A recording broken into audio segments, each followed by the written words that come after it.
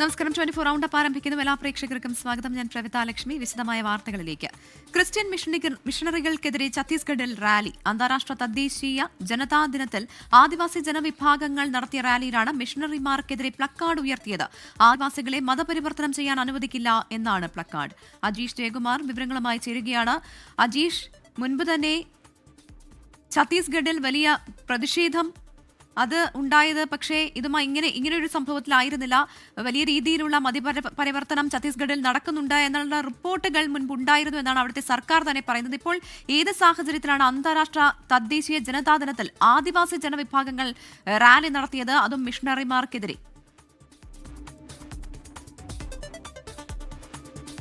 പ്രവിത, ഈ രണ്ട് മലയാളി കന്യാസ്ത്രീകളെ കഴിഞ്ഞ ഒരു രണ്ടാഴ്ച മുൻപ് തടഞ്ഞു നിർത്തി, ബജ്രംഗ് ദൾ പ്രവർത്തകർ തടഞ്ഞു നിർത്തി ജയിലിലടക്കുകയും കേസെടുക്കുകയും ചെയ്ത സംഭവം, അത് ഈ 3 ആദിവാസി പെൺകുട്ടികളെ മതപരിവർത്തനത്തിനായി കൊണ്ടുപോകുന്നു എന്ന് ആരോപിച്ചുകൊണ്ടായിരുന്നു. അവിടെ ഈ ആദിവാസി പെൺകുട്ടികളെ വ്യാപകമായിട്ട് ഈ ക്രിസ്ത്യൻ മിഷണറികൾ ഈ മതപരിവർത്തനം നടത്തുന്നു എന്നാണ് ഈ സംഘപരിവാർ സംഘടനകളുടെ അടക്കം ആരോപണം. അത്തരത്തിൽ മുഖ്യമന്ത്രിയും ആഭ്യന്തരമന്ത്രിയും അടക്കം അത്തരത്തിൽ പ്രതികരണവും നടത്തിയിരുന്നു. അതിനുശേഷമാണ് ഇത്തരത്തിലൊരു റാലി ഇന്ന് നടന്നത്. കാരണം ഇന്ന് ഓഗസ്റ്റ് 9, ഇന്ന് അന്താരാഷ്ട്ര തദ്ദേശീയ ജനതാ ദിനമാണ്. അന്ന് എല്ലാ കൊല്ലവും ഛത്തീസ്ഗഡിൽ ഇത്തരത്തിൽ ആദിവാസികളുടെ നേതൃത്വത്തിൽ ഇത്തരത്തിൽ റാലികൾ നടത്താറുണ്ട്. പക്ഷേ ഇത്തവണത്തെ റാലിയിലെ പ്രധാനപ്പെട്ട മുദ്രാവാക്യം എന്ന് പറയുന്നത് ഈ ബോയ്ക്കോട്ട് റിലീജിയസ് കൺവേർഷൻ എന്ന പ്ലക്കാർഡുകൾ ഉയർത്തി ഈ മതപരിവർത്തനത്തിനെതിരെ മുദ്രാവാക്യം വിളിച്ചുകൊണ്ടായിരുന്നു ഇന്നത്തെ റാലി നടന്നത്. പ്രധാനമായും ആദിവാസികൾ അവരുടെ കലാരൂപങ്ങളും അവരുടെ പ്രാദേശിക വേഷങ്ങളൊക്കെ ധരിച്ചുകൊണ്ടാണ് ഈ റാലികൾ നടത്തുന്നത്. ഛത്തീസ്ഗഡിലെ പല ഭാഗത്തും ആദിവാസി മേൽക്കൈയുള്ള പല ഭാഗത്തും ഇത്തരത്തിൽ റാലി നടത്താറുണ്ട്. അങ്ങനെ ഇന്ന് നടത്തിയ റാലിയിലാണ് ഇത്തരത്തിൽ പ്ലക്കാർഡുകൾ ഏന്തിക്കൊണ്ട് മുദ്രാവാക്യം വിളിച്ചുകൊണ്ട് രാഷ്ട്രീയ പാർട്ടിയുടെ പിന്തുണയോടെ ആയിരുന്നോ ഇത്തരത്തിലൊരു റാലി?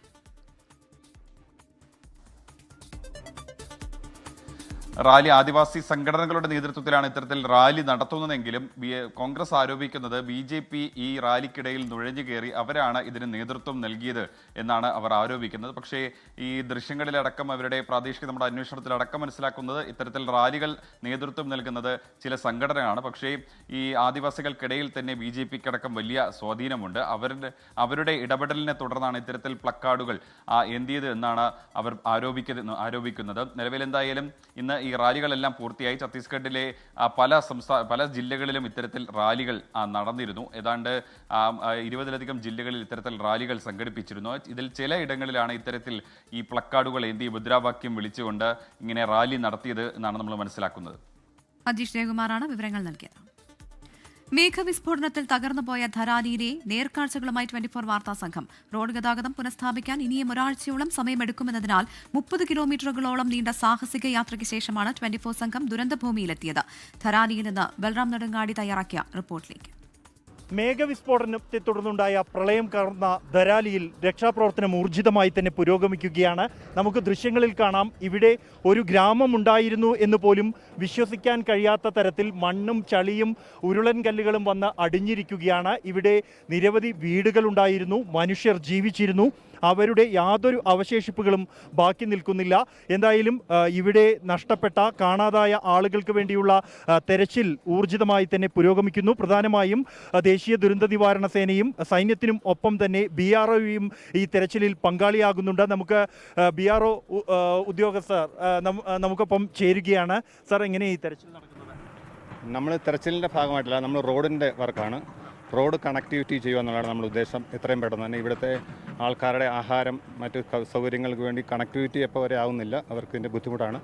അതുകൊണ്ട് നമ്മൾ ഫസ്റ്റ് പ്രയോറിറ്റി കണക്ടിവിറ്റി ചെയ്യുക എന്നുള്ളതാണ്. നമ്മൾ ബോർഡർ റോഡിൻ്റെ വർക്കാണ്, അതാണ് നമ്മളിപ്പോൾ ചെയ്തുകൊണ്ടിരിക്കുന്നത്. ഇവിടെ ഉണ്ടായിരുന്ന ഏറ്റവും അടുത്ത് ഈ ദുരന്ത സമയത്ത് ഉണ്ടായിരുന്ന ആളുകൾ BRO ആയിരുന്നല്ലോ അല്ലേ? അതെ, BRO. നമ്മുടെ ഇവിടുന്ന് 5 കിലോമീറ്റർ ദൂരമാണ് നമ്മുടെ ക്യാമ്പ്. അപ്പോൾ ഞങ്ങളാണ് പക്ഷേ തന്നെ ഇവിടെ വന്ന് എത്തി ഇതിൻ്റെ രക്ഷാപ്രവർത്തനം. അപ്പോൾ ഉണ്ടായിരുന്ന ഒരു കാഴ്ച, അപ്പോൾ ശരിക്കും നമുക്ക് ഇവിടെ നേരത്തെയുള്ള ആ ലൊക്കേഷൻ ഒന്നും മനസ്സിലാകാൻ പറ്റില്ല. എന്ന് വെച്ച് കഴിഞ്ഞാൽ കംപ്ലീറ്റ് മലയിടിഞ്ഞ് വന്ന് നമ്മുടെ വയനാട് മാതിരി സംഭവിച്ചിരിക്കുകയാണ്. ഏകദേശം 400-500 മീറ്ററോളം റോഡ് നഷ്ടപ്പെട്ടു. ഇവിടെ വീടുകളും മറ്റു കടകളെ അങ്ങനെയുള്ള കാര്യങ്ങളൊക്കെ ഉണ്ടായിരുന്നു, അതെല്ലാം നഷ്ടപ്പെട്ടു. അപ്പം ശരിക്കും മനസ്സിലാകാൻ പറ്റാത്തൊരു സിറ്റുവേഷൻ ആയിരുന്നു ഇവിടെ. ഈ ദുരന്തം ഉണ്ടാകുന്ന സമയത്ത് ഈ പ്രദേശത്തുണ്ടായിരുന്നോ? ഉണ്ടായിരുന്നത് ഞങ്ങൾ അപ്പുറത്തായിരുന്നു. അന്നേരമാണ് ഇത് ഉണ്ടായത്. ഇവിടുന്ന് ഒലിച്ചിലെല്ലാം വന്നാൽ എല്ലാവരും അങ്ങോട്ട് ഓടുന്നുണ്ടായിരുന്നു. അതിന് കുറച്ച് മുമ്പ് ഇവിടുന്ന് ഒരു 200 മീറ്റർ അപ്പുറം അന്നേരമാണ് ആൾക്കാർ അങ്ങോട്ടും ഇങ്ങോട്ടും, അന്നേരം ആ ഒരു വെപ്രാളത്തിൽ എല്ലാവരും അങ്ങോട്ട് പോയി. ഞങ്ങൾക്ക് ഇവിടെ നിൽക്കാൻ പറ്റിയില്ല, നമ്മളും മേലോട്ട് പോയായിരുന്നു. കാരണം ഇവിടെ നിൽക്കാൻ പറ്റില്ല, കാരണം ഏത് വഴിയാണ് വരുന്നതെന്ന് പോലും നമുക്ക് കാണാൻ പറ്റിയില്ലായിരുന്നു.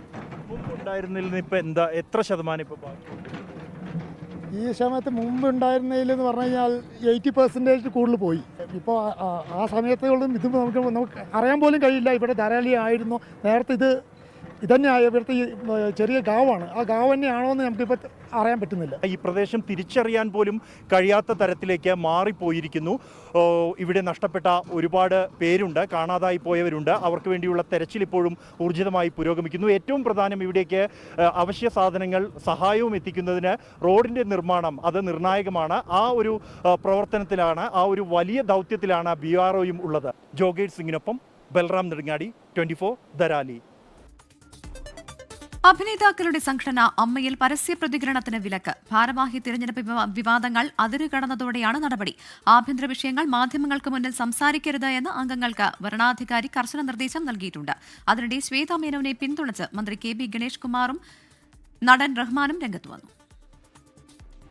തെരഞ്ഞെടുപ്പുമായി ബന്ധപ്പെട്ട വിവാദങ്ങൾ അതിരുകടന്നതോടെയാണ് പരസ്യ പ്രതികരണത്തിന് വിലക്ക്. സംഘടനയുടെ ആഭ്യന്തര വിഷയങ്ങളെക്കുറിച്ച് മാധ്യമങ്ങൾക്ക് മുന്നിൽ സംസാരിക്കരുതെന്നും അംഗങ്ങൾക്ക് വരണാധികാരിയുടെ നിർദ്ദേശം. ലംഘിച്ചാൽ കർശന നടപടിയെടുക്കുമെന്നും മുന്നറിയിപ്പ്. വിവാദങ്ങളിൽ നടി ശ്വേതാ മേനോന് പിന്തുണയുമായി മന്ത്രി KB ഗണേഷ് കുമാറും നടൻ റഹ്മാനും രംഗത്തെത്തി. അഭിനയിച്ച സിനിമയുടെ പേരിൽ കേസെടുക്കുന്നത് ശരിയല്ലെന്നും അമ്മയിൽ സ്ത്രീകൾ തന്നെ അധികാരത്തിലെത്തണമെന്നും KB ഗണേഷ് കുമാർ. സ്ത്രീകൾ അതിന്റെ ഭരണസമിതിയിലേക്ക് വരണം, ഒരു മാറ്റം. സ്ത്രീകൾക്കെതിരെ നിൽക്കുന്ന ഒരു സംഘടനയാണ് അമ്മ എന്നൊരു തോന്നൽ പണ്ട് ജനിപ്പിച്ചു. അവർ സ്ഥാനാർത്ഥികളായി വന്നു. അവരെ അപകീർത്തിപ്പെടുത്തുന്ന തരത്തിലുള്ള പ്രോഗ്രാമുകൾ നല്ലതല്ല. അത്തരം അത് ആരും അതിനെ കൂട്ടുനിൽക്കാൻ പാടില്ല, വളരെ അപലപനീയമാണ്. ശ്വേതക്കെതിരെ നടക്കുന്നത് ആസൂത്രിത നീക്കമെന്ന് റഹ്മാൻ ഫേസ്ബുക്കിൽ കുറിച്ചു. ഈ മാസം 15-നാണ് സംഘടനയുടെ തെരഞ്ഞെടുപ്പ്. 24 കൊച്ചി. പ്രൊഡ്യൂസേഴ്സ് അസോസിയേഷൻ തിരഞ്ഞെടുപ്പിൽ മത്സരിക്കുന്ന സാന്ദ്ര തോമസിനെതിരെ പരിഹാസവുമായി നിർമ്മാതാവ് ലിസ്റ്റിൻ സ്റ്റീഫൻ. പ്രതികരിക്കാതിരുന്നത് സ്ത്രീ ആയതുകൊണ്ടെന്നും മമ്മൂട്ടിയെ പോലും വെറുതെ വിഷയത്തിലേക്ക് വലിച്ചിഴച്ചുവെന്നും പരാമർശം. ലിസ്റ്റിൻ സ്റ്റീഫന് ഒന്നിനെക്കുറിച്ചും ധാരണയില്ല എന്ന് സാന്ദ്ര തോമസ് പ്രതികരിച്ചു. സാങ്കേതികതയുടെ പേരിലാണ് തന്റെ പത്രിക തള്ളിയത് എന്നും സാന്ദ്ര തോമസ് പറഞ്ഞു. ഇതൊരു ഷോയാണ് കാട്ടിയത് പുള്ളിക്കാരി, പറഞ്ഞു മനസ്സിലാവും. ഇവിടെ ബാക്കിയുള്ളവരെല്ലാം പർദ്ദ ധരിച്ചിട്ടാണോ വന്നത്? അത് കഴിഞ്ഞിട്ട് വന്നിട്ട് പിന്നെ പുള്ളിക്കാരി പർദ്ദ ധരിച്ചില്ലല്ലോ. പർദ്ദ എന്താണ് വാങ്ങിക്കാൻ കിട്ടിയില്ലേ? എന്താണ് പറ്റിയത്? അല്ല, ഞാൻ പറഞ്ഞ എന്താണെന്ന് വെച്ച് കഴിഞ്ഞാൽ സാന്ദ്ര തോമസ് എന്ന് പറയുന്ന ഒരാൾ ഇപ്പോഴും എക്സിക്യൂട്ടീവിൽ മത്സരിക്കുന്നുണ്ട്. സാന്ദ്ര തോമസിന്റെ പിതാവ് മത്സരിക്കുന്നുണ്ട്. ഞാൻ പിന്നെ ജീവിതകാലം മുഴുവൻ പർദ്ദ ധരിച്ച് നടക്കണമെന്നാണോ ലിസ്റ്റിന് ഉദ്ദേശിക്കുന്നത്? എനിക്ക് മനസ്സിലായില്ല. അപ്പം ഞാൻ എൻ്റെ പ്രതിഷേധം അറിയിച്ചതാണ്. എനിക്ക് എലിജിബിലിറ്റി ഉണ്ടായിട്ടും എന്നെ പുറത്താക്കുമെന്ന് വരണാധികാരി അടക്കം പറഞ്ഞപ്പോൾ അതിൻ്റെ പ്രതിഷേധത്തിൻ്റെ ഭാഗമായിട്ടും കൂടെയാണ് ഞാൻ അന്ന് പർദ്ദ ധരിച്ചു പോയത്. കുട്ടികൾ നേരിടുന്ന അതിക്രമങ്ങൾ തടയുന്നതിനായി സംസ്ഥാനത്ത് സുരക്ഷാ മിത്രം എന്ന പേരിൽ പുതിയ കർമ്മ പദ്ധതിക്ക് തുടക്കം കുറിച്ച വിദ്യാഭ്യാസ മന്ത്രി V ശിവൻകുട്ടി. എല്ലാ സ്കൂളുകളിലും ഹെൽപ്പ് ബോക്സുകൾ സ്ഥാപിക്കുമെന്നും വിദ്യാഭ്യാസ വകുപ്പ് മന്ത്രി പറഞ്ഞു. ആലപ്പുഴ ആദിക്കാട്ടുകുളങ്ങരയിൽ 4ാം ക്ലാസ് വിദ്യാർത്ഥിക്ക് മർദ്ദനമേറ്റ സംഭവം ഡെപ്യൂട്ടി വിദ്യാഭ്യാസ ഓഫീസർ അന്വേഷിക്കും. ആലപ്പുഴ ആദിക്കാട്ടുകുളങ്ങരയിൽ രണ്ടാനമ്മയുടെയും പിതാവിന്റെയും ക്രൂരമർദ്ദനത്തിനിരയായ 4ാം ക്ലാസ്സുകാരിയുടെ വീട് സന്ദർശന ശേഷമായിരുന്നു കുട്ടികളുടെ സുരക്ഷ ഉറപ്പാക്കാൻ സുരക്ഷാമിത്രം പദ്ധതിക്ക് വിദ്യാഭ്യാസ വകുപ്പ് മന്ത്രി V ശിവൻകുട്ടി തുടക്കമിട്ടത്. പ്രധാന അധ്യാപികയുടെയോ പ്രിൻസിപ്പലിന്റെയോ മുറിയിൽ ഹെൽപ്പ് ബോക്സ് സ്ഥാപിക്കും. ആഴ്ചയിലൊരിക്കൽ പെട്ടി തുറന്ന പരാതികൾ ഉന്നത ഉദ്യോഗസ്ഥരെ അറിയിച്ച് പരിഹാരം കാണുമെന്നും മന്ത്രി. വല്ലാത്ത വിഷമം തോന്നുന്ന ഒരുപാട് കാര്യങ്ങൾ ആ കുട്ടി എന്നോട് പറഞ്ഞു. അപ്പോൾ ഇത് ഇങ്ങനെയുള്ള സംഭവങ്ങൾ മാധ്യമങ്ങളിലൂടെ നോക്കുമ്പോൾ പല സ്ഥലങ്ങളിലും നടക്കുകയാണ്. നമ്മൾ പുറം ലോകം അറിയുന്നില്ല. ഇതിലൊരു ശക്തമായ ഇടപെടൽ നടത്താൻ വേണ്ടി തീരുമാനിച്ചിട്ടുണ്ട്. ആദിക്കാട്ടുകുളങ്ങരയിൽ 4ാം ക്ലാസ്സുകാരിക്ക് മർദ്ദനമേറ്റ സംഭവം അതീവ ഗൗരവത്തോടെ കാണുന്നുവെന്ന് പറഞ്ഞ മന്ത്രി സംഭവം ഡെപ്യൂട്ടി വിദ്യാഭ്യാസ ഓഫീസർ അന്വേഷിക്കുമെന്നും വ്യക്തമാക്കി. സംഭവത്തിൽ കുട്ടിയുടെ പിതാവിനെ ന്യായീകരിച്ച് മുത്തച്ഛൻ രംഗത്തെത്തി. സാമ്പത്തിക പ്രശ്നങ്ങളാണ് കാരണം എൻ്റെ ഈ മരുമോൻ ഈ കുഞ്ഞിനെ നല്ല രീതിയിൽ വളർത്തിയത്. കാരണം ദൈവത്തിന് പുറത്ത് നമ്മൾ പറയാൻ പാടില്ല.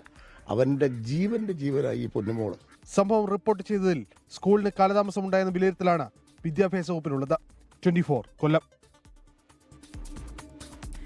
കേരളത്തിൽ നിന്നുള്ള 7 പാർട്ടികൾ ഉൾപ്പെടെ രാജ്യത്തെ 334 അംഗീകാരമില്ലാത്ത രാഷ്ട്രീയ പാർട്ടികളുടെ രജിസ്ട്രേഷൻ റദ്ദാക്കി കേന്ദ്ര തിരഞ്ഞെടുപ്പ് കമ്മീഷൻ.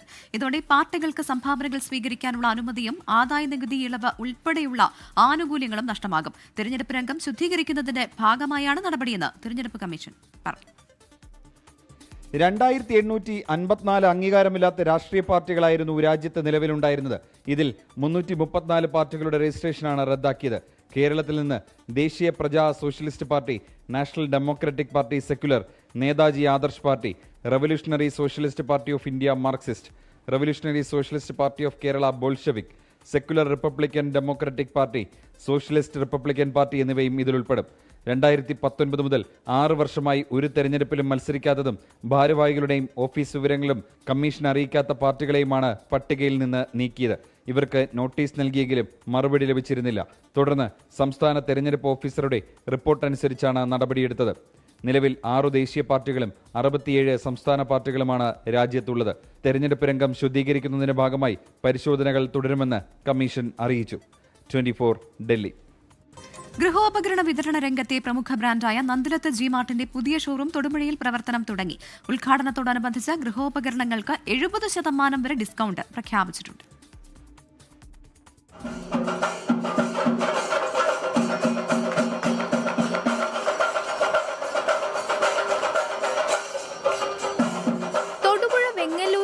നന്ദിലത്ത് ഗ്രൂപ്പിന്റെ 59ാമത് ഷോറൂം പ്രവർത്തനം ആരംഭിച്ചത്. തൊടുപുഴ നഗരസഭാ ചെയർമാൻ കെ ദീപക് ഉദ്ഘാടനം ചെയ്തു.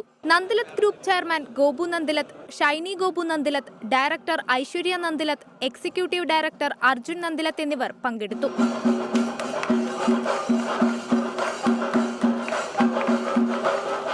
ഇന്ന് തൊടുപുഴയ്ക്ക് വേണ്ടി ഒരു ഇന്റർനാഷണൽ ഷോപ്പിംഗ് അനുഭവമാണ് ഞങ്ങൾ ഒരുക്കിയിരിക്കുന്നത്. ഇന്ത്യൻ നിർമ്മിതവും വിദേശ നിർമ്മിതവുമായ ഒട്ടനവധി മോഡലുകളുടെ നീണ്ട നിര തന്നെയാണ് ഒരുക്കിയിരിക്കുന്നത്. ഓഫറുകളും അതിൽ കൂടുതൽ അഡീഷണൽ സപ്പോർട്ടുമാണ് ഞങ്ങൾ കസ്റ്റമേഴ്സിന് തരുന്നത്. 10 മുതൽ 10 ദിവസം ഓരോ ദിവസം ലക്കി ഡ്രോയിൽ 1 ലക്ഷം രൂപ വീതം കസ്റ്റമേഴ്സിന് കൊടുക്കുക എന്ന് പറയുമ്പോൾ ഓഫറുകൾക്ക് മേലെയാണ് ഇത് കൊടുക്കുന്നത്. ഡിസ്കൗണ്ടുകളും ക്യാഷ് ബാക്കും എല്ലാ കമ്പനി അഡീഷണൽ ഓഫേഴ്സിനും പുറമെയാണ് കസ്റ്റമേഴ്സിന് വേണ്ടി നമ്മൾ ഈ കാര്യങ്ങളെല്ലാം ചെയ്യുന്നത്. ഇന്ന് മാർക്കറ്റ് അവൈലബിൾ ആയിട്ടുള്ള എല്ലാ ലീഡിംഗ് ബ്രാൻഡുകളുടെയും home appliances, digital gadgets, laptops അല്ലെങ്കിൽ ക്രോക്കറി ആണെങ്കിലും സ്മോൾ ഐറ്റംസ് ആണെങ്കിലും എല്ലാത്തിനും ഒരു വൈഡ് റേഞ്ച് ഡിസ്പ്ലേ ആണ് സെറ്റ് ചെയ്യുന്നത്. പുതിയ ഷോറൂമിൽ നിന്ന് പർച്ചേസ് ചെയ്യുന്നവർക്ക് പ്രത്യേക സമ്മാന പദ്ധതികളും ഒരുക്കിയിട്ടുണ്ട്. വക്കാലക്ക ഓഫറിലൂടെ പർച്ചേസ് ചെയ്യുന്നവർക്ക് കൊച്ചിയിൽ ഒരു സ്റ്റുഡിയോ അപ്പാർട്ട്മെന്റാണ് സമ്മാനം. 24 ഇടുക്കി. ഇപ്പോൾ വരുന്ന വാർത്തയിലേക്ക്. കോഴിക്കോട്ടെ സഹോദരിമാരുടേത് കൊലപാതകം നടത്തിയത് ശ്വാസം മുട്ടിച്ചെന്ന പോസ്റ്റ്മോർട്ടം റിപ്പോർട്ട് ലഭിച്ചിരിക്കുകയാണ്. ഷഹദ് റഹ്മാൻ കൂടുതൽ വിവരങ്ങളുമായി ചേരുന്നുണ്ട്. ഷഹദ്, മുൻപ് തന്നെ പോലീസിന് ഇത്തരത്തിലൊരു സംശയമുണ്ടായിരുന്നു, ഇപ്പോൾ അത് തെളിഞ്ഞിരിക്കുന്നു. എന്തൊക്കെ വിവരങ്ങൾ ഈ പോസ്റ്റ്മോർട്ടം റിപ്പോർട്ടിൽ നിന്ന് വരുന്നുണ്ട്? പ്രവിധ, പോസ്റ്റ്മോർട്ടത്തിന്റെ പ്രാഥമിക കണ്ടെത്തലാണ് ഈ ഘട്ടത്തിൽ പുറത്തു വന്നിട്ടുള്ളത്. അതായത് വൈകിട്ട് 3:30 മണിയോട് കൂടിയിട്ടാണ് ഈ പോസ്റ്റ്മോർട്ടം നടപടികൾ പൂർത്തിയായത്. അതിന്റെ പ്രാഥമിക കണ്ടെത്തലാണ് ഈ ഘട്ടത്തിൽ പുറത്തു വരുന്നത്. 2 പേരുടെയും മരണം കൊലപാതകമാണ് എന്ന നിഗമനത്തിലാണ് ഇപ്പോൾ അന്വേഷണ സംഘം എത്തിച്ചേർന്നിട്ടുള്ളത്.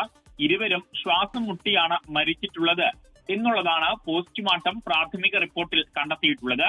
തടമ്പാട്ട് താഴത്തെ ശ്രീജയ, അതുപോലെ തന്നെ പുഷ്പ എന്നിവരാണ് ഇന്ന് രാവിലെ മരിച്ച വിവരം അവരുടെ സഹോദരൻ ബന്ധുക്കളെ വിളിച്ചറിയിക്കുന്നത്. തുടർന്ന് ഈ സഹോദരൻ ഇവിടെ നിന്നും രക്ഷപ്പെടുകയായിരുന്നു. അയാൾക്കായുള്ള തിരച്ചിൽ ഇപ്പോഴും പോലീസ് തുടരുകയാണ്. ഏറ്റവും ഒടുവിൽ അയാളുടെ മൊബൈൽ ലൊക്കേഷൻ കണ്ടെത്തിയത് കോഴിക്കോട് ഫറൂഖ് റെയിൽവേ സ്റ്റേഷന് സമീപത്ത് വെച്ചാണ്. പിന്നീട് വിശദമായ വിവരങ്ങളുടൻ ലഭ്യമാകുമെന്ന് പ്രതീക്ഷിക്കുന്നു. കോഴിക്കോട്ടെ സഹോദരിമാരുടേത് കൊലപാതകം എന്ന് തെളിഞ്ഞിരിക്കുന്നു. ഇപ്പോൾ പ്രാഥമിക പോസ്റ്റ്മോർട്ടം റിപ്പോർട്ടാണ് പുറത്തു വന്നിരിക്കുന്നത്. നോക്കാം ഇപ്പോഴത്തെ കാലാവസ്ഥ.